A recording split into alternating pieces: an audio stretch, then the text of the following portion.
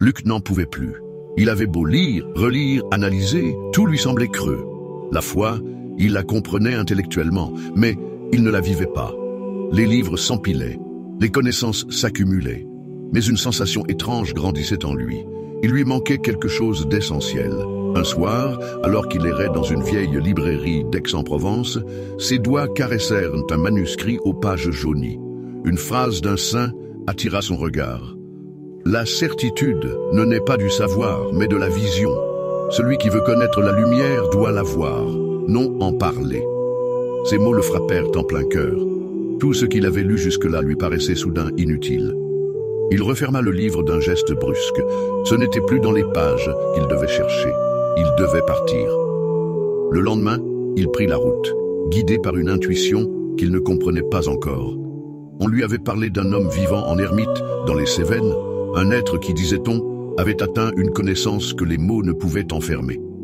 Luc marcha longtemps, traversant les sentiers escarpés, jusqu'à une cabane de pierre perdue au milieu des arbres. Un vieil homme l'attendait sur le pas de la porte, comme s'il savait déjà qu'il viendrait. Ses yeux brillaient d'une lumière étrange, à la fois douce et pénétrante. « Pourquoi es-tu venu ?» Luc sentit sa gorge se nouer. Il prit une profonde inspiration avant de murmurer. « Je veux voir. Pas seulement croire, mais voir. » Un sourire furtif passa sur le visage du sage. « Alors, prépare-toi à mourir avant de mourir. » Luc frissonna. Ces mots le troublaient, mais il sentait qu'il portait une vérité qu'il ne pouvait encore saisir. Les jours passèrent. L'ermite ne lui enseignait rien. Pas un seul livre, pas un seul discours. Juste le silence. Il lui demandait seulement de marcher, d'écouter, de regarder. Au début, c'était insupportable. Son esprit bouillonnait, cherchait des explications, des formules, des concepts. Puis, quelque chose changea. Peu à peu, le silence se transforma en présence. Il n'était plus vide, il parlait. Une nuit, Luc s'assit sous un ciel piqueté d'étoiles. Il leva les yeux.